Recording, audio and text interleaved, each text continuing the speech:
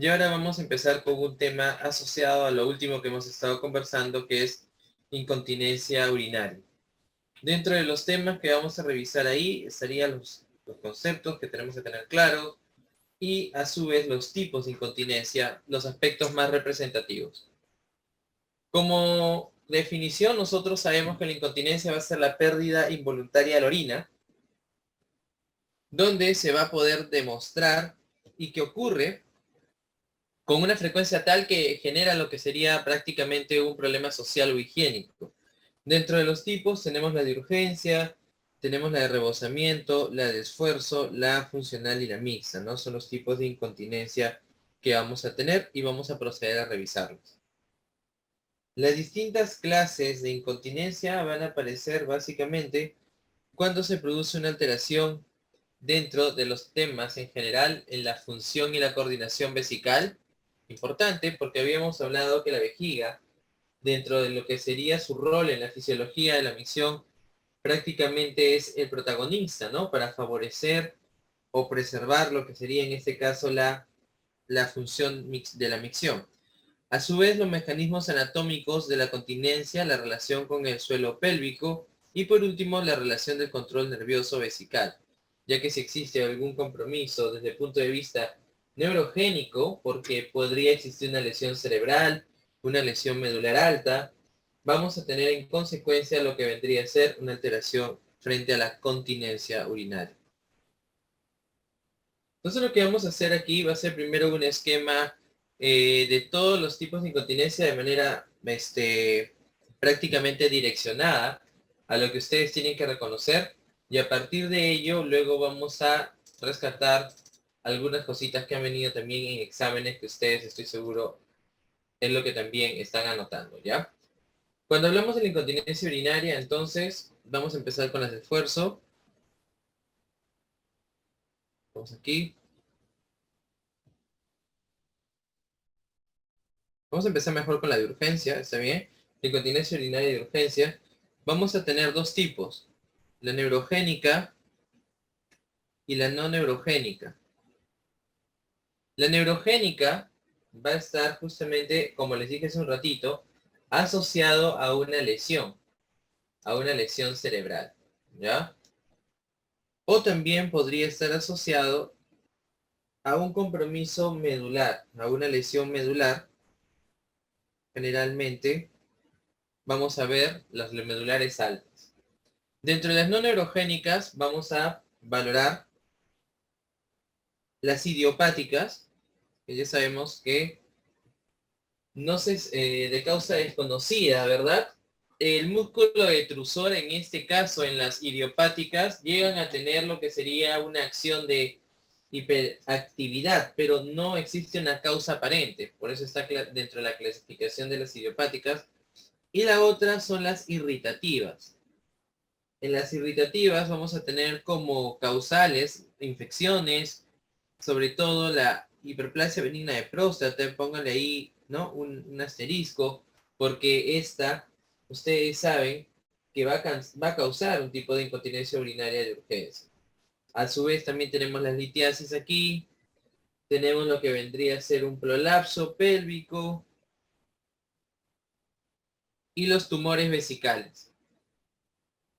Estos van a ser los factores que estén asociados frente a una de urgencia de causa no neurogénica. Tenemos luego las incontinencias urinarias de esfuerzo. En esta vamos a tener dos causales. Anoten. La primera, la debilidad del suelo pélvico. La debilidad del suelo pélvico. ¿Por qué? Por una hipermovilidad. Por una hipermovilidad del uretro. ¿Ya? Ese es uno de los causales. Debilidad del suelo pélvico por una hipermovilidad del uretro. Y la otra va a ser una deficiencia esfinteriana. Una deficiencia esfinteriana. Esa va a ser el otro causal. ¿Se escucha entrecortado? ¿Me dicen? ¿Es mi conexión o es la de ustedes? A ver. Mm, Creo que es su conexión también, muchachos, ¿ah? Porque algunos se están escuchando bien. Verifíquenlo, por favor.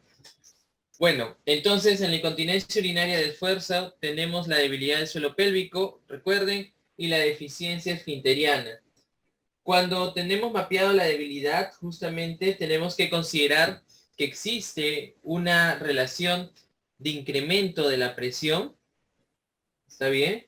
Que al final se trata de compensar.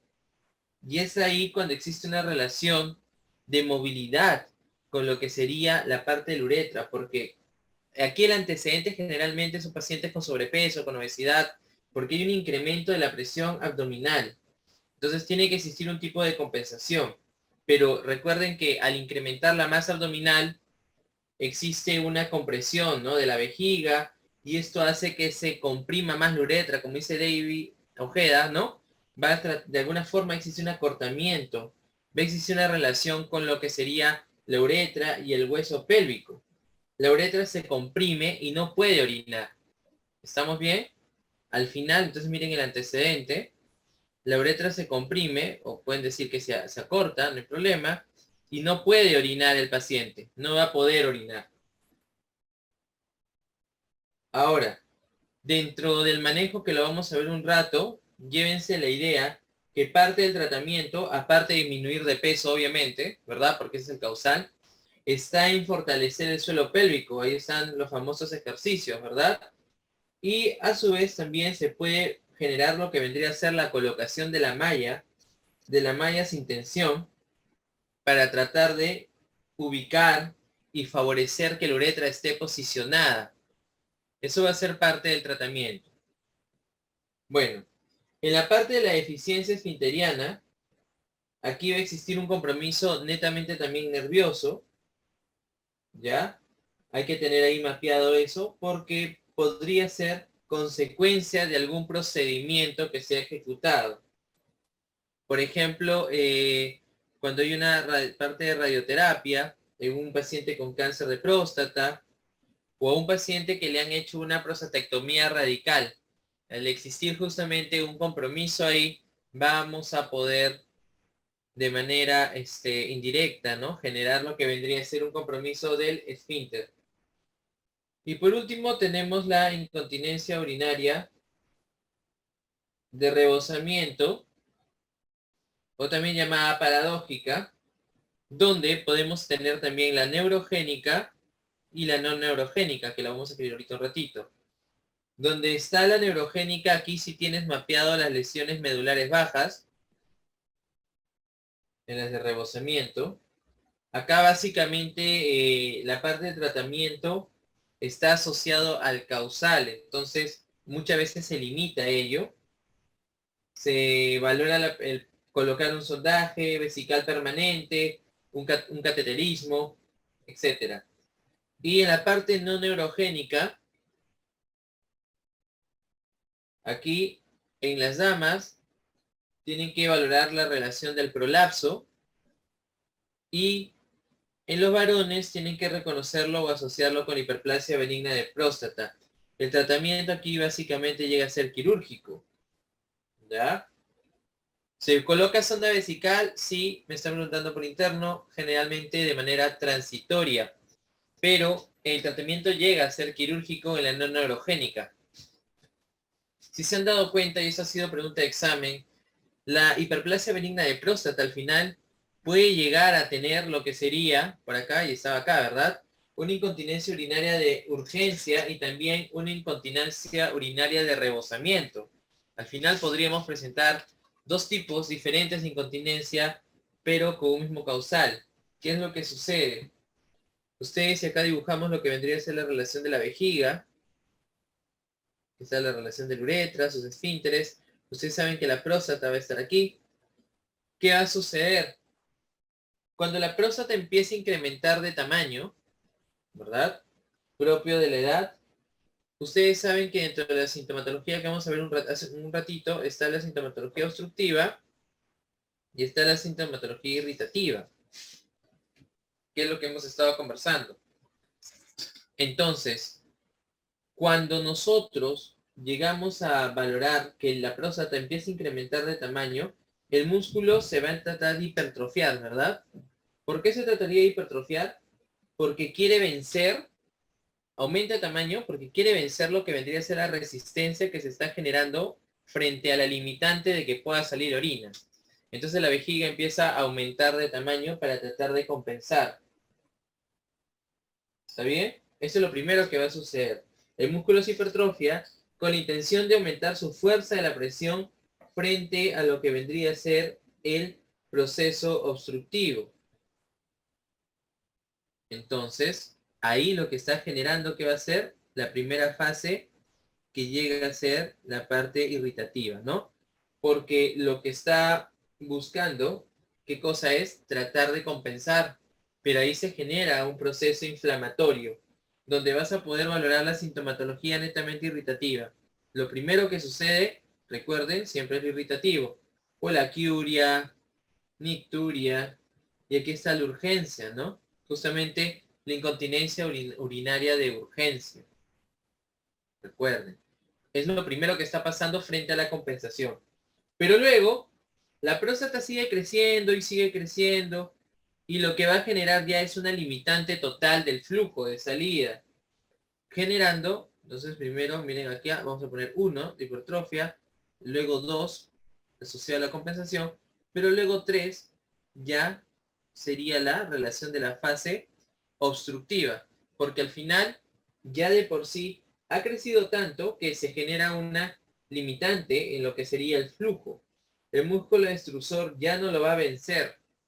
Por más que quisiera, el músculo extrusor ya no lo vence y eso genera lo que vendría a ser el flujo disminuido, ¿verdad? Una disminución en el chorro, etcétera. La sensación de vaciado incompleto. Entonces el músculo detrusor ya no puede más y va a perder su propiedad, ¿verdad? De poder justamente favorecer lo que vendría a ser la parte de la micción. Y es ahí donde se va a generar este tipo de incontinencia urinaria conocida como rebosamiento.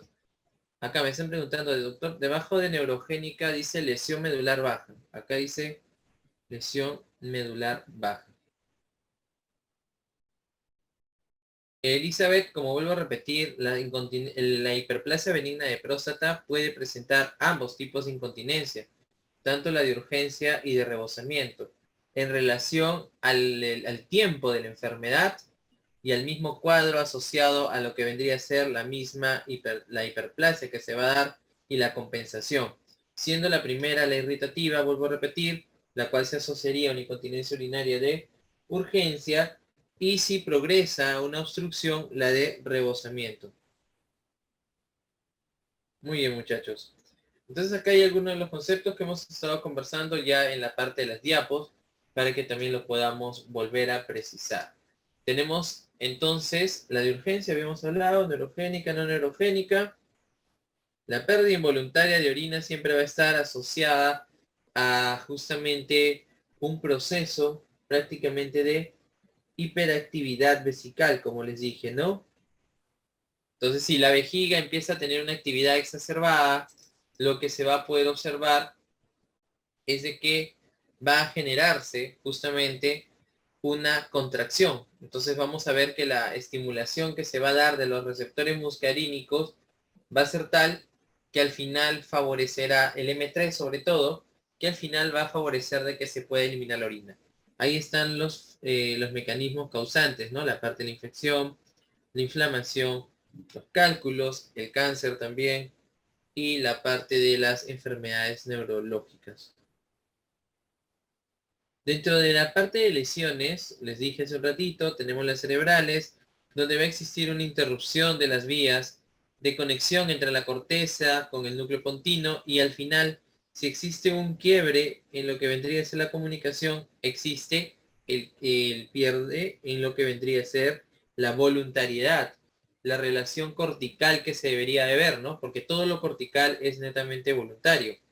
Y al final, cuando se libere lo que vendría a ser el neurotransmisor, que generalmente también aquí actúa, que es la acetilcolina, debería de jugar dentro de sus receptores colinérgicos. El detrusor, como habíamos conversado, es hiperactivo, estamos bien, está excitado, por la misma liberación de los neurotransmisores. Entonces, los arcos reflejos van a persistir y con ello existe un efecto sinérgico con la parte de los esfínteres, favoreciendo aún más que se dé. Recuerden que en el esfínter también existe lo que sería receptor muscarínico tipo 2, pero este lo que hace es inhibirlo. Entonces acá, tenemos aquí, acá tenemos el esfínter, tenemos el M2, que es GI. Este inhibe y permite justamente que esté dilatado, ¿verdad? Permite que esté dilatado. Más la sinergia que se estaba dando por la hipermovilidad acá, contracción, contracción, contracción, lo que estás favoreciendo es la micción, ¿ya? Bueno, entre las lesiones medulares tenemos las altas y las bajas. En la de urgencia generalmente vamos a mapear, como les dije hace un rato, las altas. Ahí se van a localizar entre los centros miccional y el núcleo pontino. Y lo que se va a observar va a ser la disinergia vésico-esfinteriana, que va a condicionar a que existan altos residuos miccionales, es importante, donde van a existir contracciones vesicales e incontinencia, que va a ser intermitente, se va a contraer, podría haber lo que sería luego incontinencia, y luego se puede dar un efecto tónico, y eso favorecería aún más que se pueda dar con mayor frecuencia. Si la lesión en el caso bajo se va a dar completa, ¿qué es lo que va a pasar? Tanto el detrusor como el esfínter externo, que son arrefléxicos, va a generar que la orina se almacene, se va a empezar a almacenar en todo el interior de lo que vendría a ser la vejiga, ¿sí? Y ya no va a existir una relación de presión. Algo que les mencioné en la fisiología de la micción es que la misma presión es captada por los mecanorreceptores. Pero acá ya no, porque a la baja presión vamos a poder observar que igual el paciente va a estar orinando y generalmente, como les dije hace un ratito, ¿qué va a pasar? Va a ser por rebosamiento, porque se pierde, recuerden aquí, se pierde esa capacidad contráctil, ¿no? Por eso miren la relación que así exista baja presión se va a dar, ¿no? Muy bien, aquí están las causas más frecuentes de las que han podido venir en algunos exámenes que hemos podido aquí revisar y que vamos a hacer en el banqueo de la fase 2. Lesiones de la neurona central, las causas, ¿no? A la cabeza, el accidente cerebrovascular, la relación de la esclerosis múltiple, el Alzheimer. En las lesiones de neurona superior tenemos las lesiones medulares. Prácticamente aquí, de lo que más han preguntado, ahora que está viniendo un poquito más asociado a trauma, es la parte de los accidentes. La relación con colisión vehicular, accidentes de tránsito. Eso es lo que hemos visto en relación a las preguntas planteadas. Están también las lesiones medulares congénitas, la relación de la esclerosis múltiple y la neoplasia. Y ya en la lesión de la neurona inferior vamos a tener también las traumáticas, ¿verdad? Va a depender de dónde ha sido el impacto, las quirúrgicas, el cáncer y también compresión extrínseca, las hernias discales, que es algo que seguro han visto bastante también en la práctica privada, asociado a lo que vendría a ser también un compromiso desde el punto de vista mecánico. Aquí miren en la gráfico, ya está de repente un poco mejor dibujado lo que estábamos conversando, ¿no? Existe una hiperexcitabilidad del músculo detrusor. Aquí está, contracción, donde la respuesta se va generando cada vez más tónica, se van generando contracciones mucho más sostenidas. ¿Y eso qué genera? Que existe una desinergia vésico-esfinteriana, ¿no? Ya no existe esta relación que debería de cumplirse entre la parte de la vejiga y el esfínter. Por eso se observa que existe un residuo postmiccional por este factor, ¿ya? Pero luego, ¿qué pasa si existe ya lo que vendría a ser un agotamiento? Existe un quiebre dentro de lo que reconocemos como propiedad vesical, empieza a aumentarse lo que vendría a ser el volumen y vamos a tener aquí una capacidad vesical, ¿ya? Vesical aumentada y el esfínter va a estar denervado. Entonces ya se rompió lo que vendría a ser la relación para que se pueda dar la parte de la micción. Por eso aquí existe un residuo postmiccional aún mayor. Por eso el paciente tiene ganas de seguir orinando. Las alteraciones van a ser, dependiendo de los causales que hemos mencionado, a diferentes niveles, y a partir de ellos vamos a poder valorar los diferentes tipos de incontinencia por disfunción vesical. Bueno, aquí está lo que hemos hablado. La hiperactividad, no se olviden, ¿ya? Esclerosis y vejiga hiperactiva dentro de la clínica que vamos a observar, ¿no? Si se dan cuenta, netamente ha asociado urgencia, irritación, proceso de inflamación. En el estudio de laboratorio vamos a observar siempre, tenemos que hacer un descarte de infección. Mucho de la sintomatología irritativa, ustedes han visto, que es similar a lo que sería en caso la parte de infección urinaria. Hay que valorarlo. Y también la relación de neoplasia concomitante que esté generando efecto de masa y en consecuencia exista justamente un mecanismo de compensación como el que hemos hablado. La medida del volumen miccional, por lo que acabamos de conversar, mediante cateterismo, uretral o ecografía, y la parte del estudio urodinámico, ¿no? La cistomanometría, donde ahí van a observar, se puede observar aquí, ¿no? La relación de las contracciones que no llegan a ser inhibidas por el músculo detrusor, sobre todo en la fase de llenado. Y en la fase de llenado no debería haber, pues, ¿no? Debería más bien estar relajado. Pero no se da, se genera contracciones que no son inhibidas, y eso es lo que al final explica el cuadro, ¿no?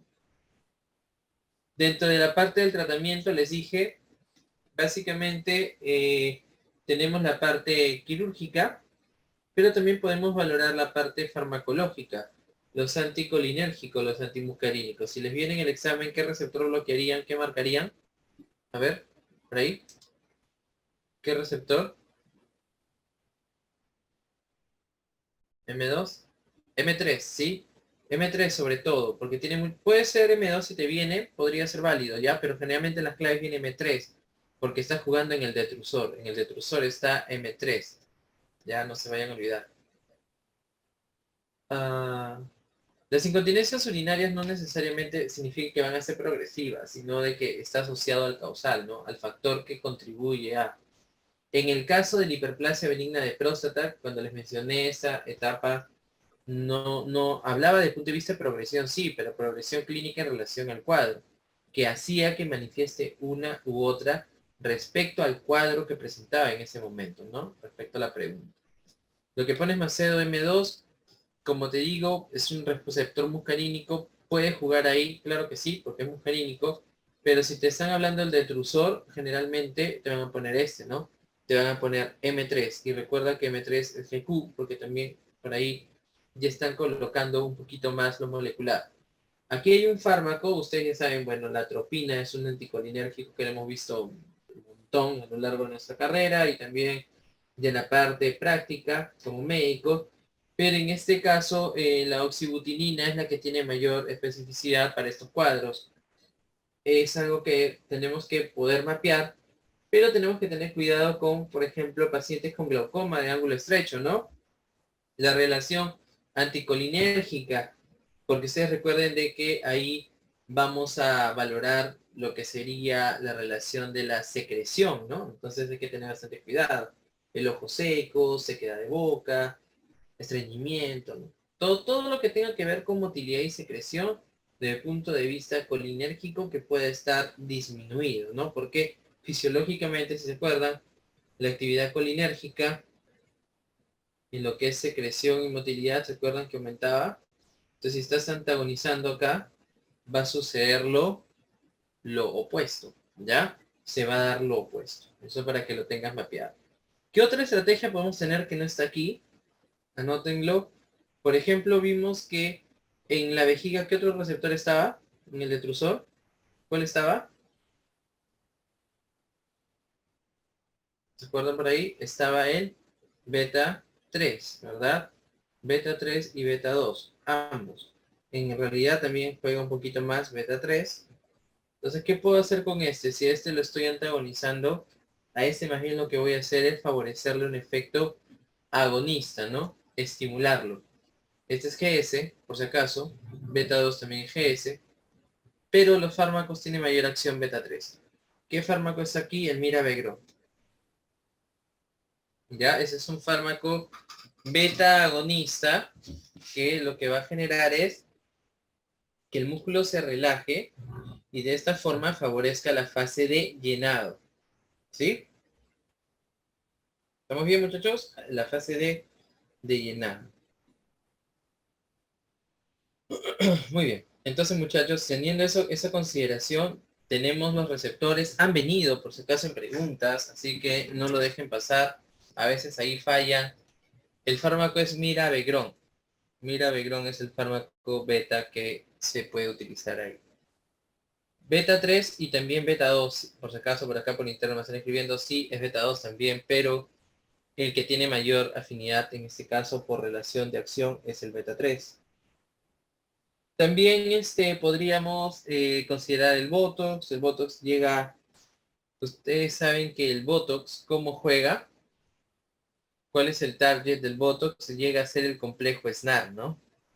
El complejo SNAR 25, evitando de que se dé el acoplamiento entre la vesícula y la hendidura, en la membrana presináptica, obviamente. Entonces no se da el acoplamiento y si no se acopla, ¿no? Por ejemplo, aquí está el botón, ¿se acuerdan? Está. Si no se acopla aquí la vesícula, porque aquí bloqueas, no se libera la acetilcolina, ¿no? Y si no se libera la acetilcolina, al final evitas la respuesta colinérgica. Hay que tener ahí bastante cuidado, pero también podrías jugar a nivel presináptico, porque estos son posinápticos, pues, ¿no? Definitivamente están asociados a músculo netamente liso también, ¿no? Eso hay que tenerlo en consideración.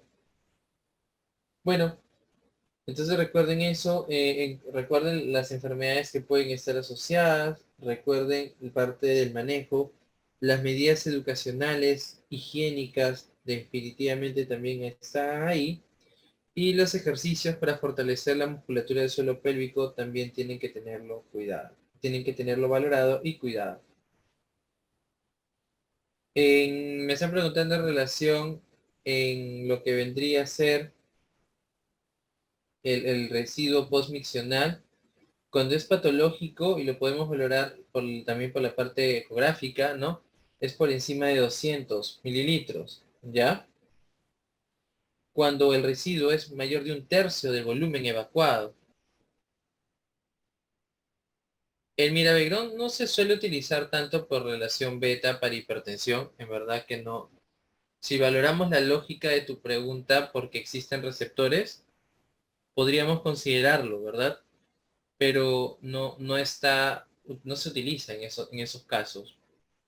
Porque recuerda, eso es importante, es una pregunta interesante, Franco, porque cuando existe lo que vendría a ser una relación simpática, el receptor alfa 1 es el primero que se va a activar, ¿no? Y es el beta 2 el que luego se podría activar en relación a lo que sería la estimulación y la presencia del ligando. Por eso ahí es que existe a veces contraindicaciones, porque cuando un receptor se satura, va a otro. Y eso podría generar ahí cuadros, ¿no? De incremento de la acción, en este caso simpática. Las contraindicaciones de mirabegrón en relación a los beta, podrías generar lo que vendría a ser más bien con el páncreas, ¿no? En el páncreas está el receptor beta, beta 2, que favorece lo que vendría a ser la secreción de la insulina. Más bien existen algunos cuadros de reporte donde, sobre todo, pacientes que no manejan muy bien los niveles de la glucosa pueden llegar a tener ligero disminución de las mismas, ¿no? Porque favorece mucho más la secreción de esta. Para eso es importante y algo que más que memoria ustedes lo van a ir sacando es por el hecho de reconocer dónde se encuentran los receptores, ¿no? Por eso me parece una pregunta buena la que están haciendo. Pero tal cual, como te digo, estaría asociado prácticamente a dos principios que no lo vamos a profundizar ahorita, pero sí que me están preguntando, me parece interesante, ¿qué es la especificidad y la sensibilidad? Los receptores ¿ya? Cada uno de los receptores en relación a sus ligandos, porque los fármacos son ligandos exógenos, pues, ¿no? Pero son ligandos, tienen que ir a su receptor. ¿Por qué puede ir a uno y por qué va a otro, no? A pesar muchas veces que ambos receptores son del mismo. Porque algunos son más sensibles y otros son más específicos. ¿En qué está asociado? A función y a lo que vendría a ser la exposición de este. Y lo segundo sería el otro principio, o bueno, mejor dicho el tercero, porque aquí ya van dos, es la saturabilidad, ¿no? Cuando un receptor, y eso está asociado a lo que me dices de contraindicación, cuando un receptor ya se satura, va a ir al receptor que más se le parece, pero en relación a la familia. En otras palabras, del beta 2 no se puede ir al MP3 nunca, pues, ¿no? No se va a ir ahí. Del beta 2 no se va a ir al GABA A, no, porque no tiene nada que ver, no son de la misma familia. Pero el beta puede ir al alfa, quizás, ¿no? No va a ser lo más, vuelvo a repetir, a próximo, pero ese está asociado a dosis, ¿no? Bueno, para que lo tengan. El residuo, como les dije, es por encima de 200 o por mayor del tercio de tu volumen evacuado, ¿no? Cuando queda más del tercio de lo que habías evacuado, eso se considera lo que nosotros conocemos como residuo postmisional. Bueno, y dentro de lo que vendría a ser el tratamiento quirúrgico, les dije hace un ratito, y ahora ya está mapeado, la inyección intravesical de la toxina botulínica. ¿En qué pacientes tendrías cuidado aquí? A ver, ¿en qué pacientes tendrías cuidado? En pacientes que no exista o en el cual, por ejemplo, no exista lo que vendría a ser exposición al neurotransmisor, acetilcolina, ¿no? Por ejemplo, en cuadros de debilidad muscular, ¿sí? En esos pacientes tienes que tener cuidado.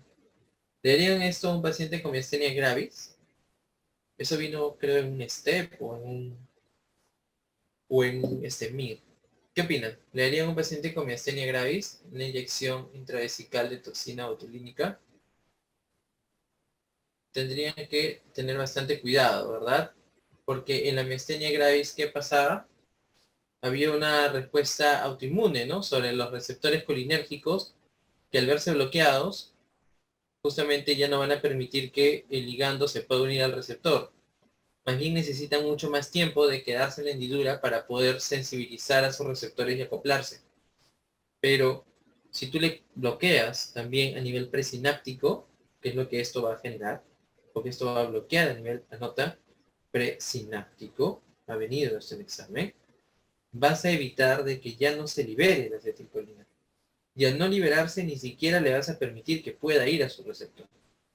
Entonces, ya pues, más bien el paciente lo vas a perjudicar más, ¿no?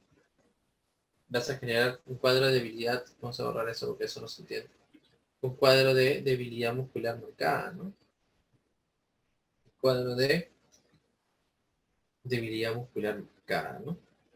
Entonces, tienes que tener ahí cuidado con estos pacientes. Bueno, ¿qué es lo que va a pasar con esto? Va a paralizar la contracción del músculo detrusor. Ya sabemos por qué, ¿verdad? Existen unas tasas altas de respuesta, tiene un tiempo de duración de 9 meses. El único inconveniente es el riesgo de necesitar autocateterismo vesical para la misión si es que existe una excesiva parálisis, ¿no? Eso es bueno, es de esperarse, ¿no? Si estás bloqueando que favorece el proceso, definitivamente vas a irte al otro extremo, podría suceder. También está entre los tratamientos la relación de la estimulación de las raíces sacras mediante lo que vendría a ser un compromiso que bloquee el estímulo parasimpático, porque lo que quiere es favorecer la relación simpática. Y por último, la parte de la heterocistoplastía de aumento. Ahí vamos a valorar que se va a existir, o vamos a poder valorar que existe un incremento en la capacidad de la vejiga. Ahí lo que se busca es incrementar la capacidad vesical asociada a una relación de denervación del área. Entonces ahí se utiliza intestino y favorece lo que vendría a ser el incremento de la vejiga. Bueno, ahí están los factores. Ya este es de esfuerzo. ¿ya? Aquí hemos terminado con urgencia, vamos a esfuerzo. En este caso, el incremento, les dijimos, de la presión abdominal. Ahí está, en un círculo para que esté mapeado. Factores como los que favorezcan el incremento de la presión abdominal, como reír, levantar peso, estornudar. Estos transmite la energía, la fuerza hacia la vejiga y compromete, ¿no?, a que se pueda dar la eliminación. Este es el tipo de incontinencia más frecuente en la mujer. Dentro de la etiopatogenia, hace un ratito lo mencionamos, ha venido en examen y ahí está el loguito del fénix en su rectángulo verde que indica que ha venido en más de una oportunidad. La hipermovilidad uretral causa el 90% de las incontinencias urinarias de esfuerzo. Existe, como mencionamos hace un ratito, por la relación del incremento de la presión abdominal, una pérdida del ángulo uretrovesical. ¿Ya? Entonces, al final, esto tiene que ser corregido. Existe un acortamiento, ¿no? Un acortamiento de la uretra, como muy bien mencionaron por ahí hace un ratito. Y también tenemos la insuficiencia esfinteriana intrínseca, donde vamos a ver que esto va a ser causado por cirugías, lesiones congénitas, trauma, la parte de radiación y también hormonal asociado a deficiencia estrogénica. Ahí tenemos la relación de la uretra, ¿verdad? Como cuando existe una lesión, está totalmente abierta, ¿no? Permeable, y esto en consecuencia va a generar de que se dé un proceso de eliminación, ¿no? Ahí está justamente ello. Entonces, tenemos aquí, habíamos hablado, la genuina y de la deficiencia esfinteriana. La variante más común es la genuina, pérdida de la posición del cuello normal vesical y la uretra, recuerden. Causas: debilidad y el acortamiento congénito de la vagina, multiparidad, menopausia. También causas iatrogénicas en cirugías ginecológicas. Y por último, la deficiencia esfinteriana por una disfunción parcial o completa del esfínter interno. Tratamiento. Tenemos las medidas conservadoras versus lo que vendría a ser el tratamiento farmacológico. Las conservadoras van a buscar fortalecer lo que sería la musculatura del suelo pélvico. Ya saben, ahí los ejercicios de Kegel, los conos vaginales, y también, sobre todo, la pérdida de peso y la eliminación, sobre todo, de la presión que podría darse a nivel del abdomen, pacientes que sufren de estreñimiento, ¿no? Cuando existe el pujo, la relación de la presión, de la fuerza, pacientes con problemas obstructivos crónicos, enfermedad pulmonar obstructiva crónica, tos crónica, etcétera, ¿no? Tratamiento farmacológico, como les dije hace un ratito, muchas veces su eficacia es nula cuando no está asociado a lo que hemos estado conversando. Pero lo que sí podríamos ayudar es con los agonistas alfa. ¿Por qué podríamos ayudar con agonistas alfa? A ver, ahí, ¿alfa qué? ¿Alfa 1 o alfa 2? Si les viene en el examen. ¿Qué marcarían? Por ahí, muchachos, a ver, estamos atentos. Alfa 1, ¿no? Muy bien, alfa 1 GQ. ¿Por qué daríamos una agonista alfa? Porque al favorecer, no, aquí está en el esfínter interno, ¿qué vas a hacer? ¿Se va a contraer o se va a relajar? ¿Qué haría? Se va a contraer, ¿ya? Se va a contraer este, y al contraerse vas a limitar la fase de vaciado, ¿ya? Eso es lo que va a pasar. Es importante, ¿ya? Alfa 1 GQ contrae, favorece lo que vendría a ser la fase de llenado. ¿Estamos bien? Porque alfa, así han venido preguntas, ¿no? ¿Qué fase favorece? Fase de llenado, y evita la de eliminación, ¿ya? Recuerden, alfa es simpático. Alfa es simpático. Muy bien. Y en la parte quirúrgica, a veces vamos a valorar lo que vendría a ser, como les dije, la relación de la malla, ¿no? En la parte leve no, pero en los casos moderados severos, suspensión del cuello vesical y va a ser recolocar el cuello vesical y la uretra proximal en su posición retropúbica normal, ¿no? Es parte del tratamiento. ¿Ya? Ahí tengan lo que sería la parte de... Muy bien, entonces esa parte ahí para tenerlo mapeada. Ahora, por la de rebosamiento. En la parte de rebosamiento vamos a verificar de que existe, habíamos visto la parte neurogénica, no neurogénica, ya habíamos conversado, no existe una eliminación total, existe un remanente de volumen, el paciente sigue o sigue teniendo la necesidad de seguir orinando, ¿ya? Esto es lo que ustedes tienen que ahí tener mapeado. Muy bien, entonces la orina se empieza a acumular, empieza a generar lo que vendría a ser un incremento en la presión endovesical, la cual supera la del esfínter externo. ¿Está? Empieza a incrementar tanto la presión que al final, independientemente, porque es el interno, el externo, próstata, el externo se supera en presión y al final vas a igual encontrar lo que vendría a ser la eliminación. Ah, agonistas alfa, de agonistas alfa tenemos alfa 1, como están preguntando aquí, del caso anterior, está la fenilefrina, ¿verdad? La oximetazolina, son agonistas alfa. Pero hay que tener bastante cuidado, vuelvo a repetir, porque hace un rato estábamos hablando de eso. ¿Con qué pacientes deberías de tener cuidado si vas a usar esto de los agonistas alfa? Con pacientes hipertensos, pues, ¿no? Con pacientes con algún problema cardiovascular de fondo, porque la relación del incremento de la relación de la resistencia vascular periférica, ¿no? Hay que tener ahí bastante cuidado, ¿ya? Billy, pero recuerda que aquí más que todo en los pacientes lo que vas a buscar con el alfa 1 es generarles una contracción, ¿no? No inhibición. Entonces más bien hay que ir al otro extremo, ¿no? Porque podría favorecer aún más que incremente. Eso sería, ¿no? Más bien, de repente, en los casos, si estás mapeando ahí de sintomatología obstructiva, que lo vamos a ver en próstata, cuando bloqueas al alfa 1, ahí está la tamsulosina, ¿verdad? Cuando bloqueas al alfa 1, los bloqueadores alfa, más bien ahí sí hay que tener cuidado con pacientes con hipotensión, ¿no? Bueno, dentro del tratamiento, ahí está, asegurar el vaciamiento vesical mediante el sondaje. Recuerden que en las patologías neurológicas no va a existir un tratamiento tal cual, sino medidas correctivas, a eso se refiere.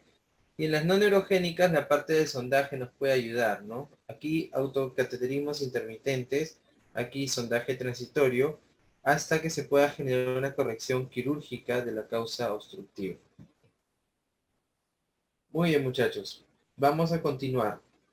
Esta parte de los fármacos, de los receptores, yo les invito a que traten de lo que te falta de fase 1, porque ya en la fase 2 está bien direccionado, de los capítulos que han visto, ¿no? Porque ya estamos casi en los últimos, ¿no? Ya estamos en diciembre, puedan ustedes estructurar los receptores que han ido aprendiendo, porque en la parte de fármaco, efectos adversos y demás, si ustedes tienen ordenados dónde se localizan, pueden deducir bastante. Sobre todo en la parte de indicación y la parte de las contraindicaciones con los efectos adversos, ¿no? Que es lo que a veces viene y se nos puede ir si no tenemos mapeado ahí cuál sería, ¿no?